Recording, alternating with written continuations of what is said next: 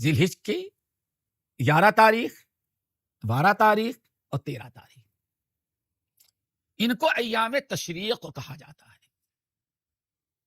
یہ جو ایام تشریق ہیں، نبی علیہ السلام نے ارشاد فرمایا، امام بزار رحمۃ اللہ علیہ بسند صحیح نقل کرتے ہیں، حضرت جابر بن عبداللہ رضی اللہ تعالیٰ عنہ کہتے ہیں کہ اللہ نے فرمایا، افضل ایام الدنیا ایام العشر،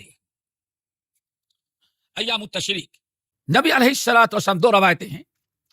پہلی روایت ہے ایام العشر کی، آپ نے فرمایا افضل ایام الدنیا ایام العشر، سال کے جتنے بھی دن ہیں سب سے افضل جو 10 دن ہوتے ہیں وہ ایام العشر ہیں۔ یہ تو ہو گئی۔ مزید اس کی فضیلت نبی علیہ السلام فرماتے ہیں، سال کے 12 مہینے جو ہیں، سال کے 360 یا 65 دن جو ہیں، اللہ تعالیٰ کے نزدیک سب سے زیادہ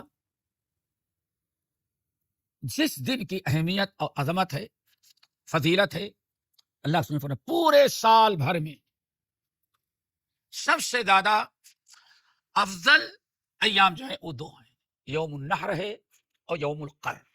یہ 2 دن، یوم النحر اور یوم القر، یعنی سب سے افضل ایام، افضل دن سال کے دنوں میں۔ ایک تو فضیلت والے ہیں اور ایک عظمت والے ہیں۔ فضیلت والا تو یوم عرفہ ہے، اور عظمت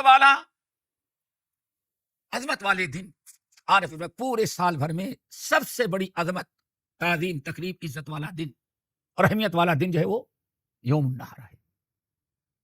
ثم یوم القر، یوم النحر کے بعد یوم القر ہے۔ یوم النحر اس کو کہا جاتا ہے قربانی والا دن،